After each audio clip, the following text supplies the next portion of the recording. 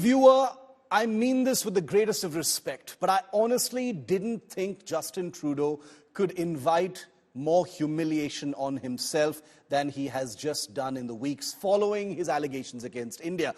But boy, was I wrong. Because even a terrorist attack in Israel that has plunged West Asia into a potentially worse crisis than ever before hasn't stopped Justin Trudeau from his tireless quest for global embarrassment. You'd think the mortification of giving a standing ovation to a Nazi in his parliament would compel Justin Trudeau to see the Israel tragedy as an opportunity to show some political remorse for the faux pas and hold his other horses for at least a few days while he pays respects to the global Jewish community. But oh no, this is Trudeau, and he, as we know by now, dances strictly to his own strange tunes. And that's why, even while on the phone with leaders from the region, including the president of the UAE and the King of Jordan, Trudeau felt the need, take a look at these tweets, to provide both those leaders with an update on the India-Canada situation.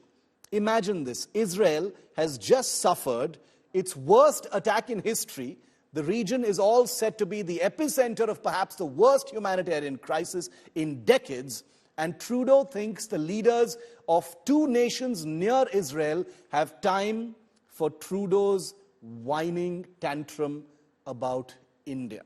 This has, of course, invited a heap of ridicule on Trudeau, with most asking how clueless the Canadian Prime Minister must be to imagine that the UAE, which literally extradites terrorists to India, would ever take Trudeau's rant seriously at any time. Forget about right now, during a West Asian crisis.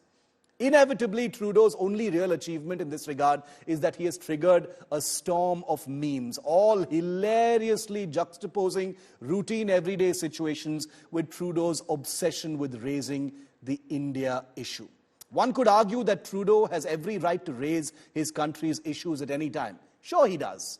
Except it's clear he has his priorities all wrong. For instance, it's been 5 days since the attack on Israel, and several Canadians in Israel on social media have complained of zero help from the Canadian embassy and government to evacuate. It took 5 whole days for the Canadian Foreign Minister, Melanie Joly, to finally wake up and promise help to get out. That's the sum total of Trudeau during the Israel crisis.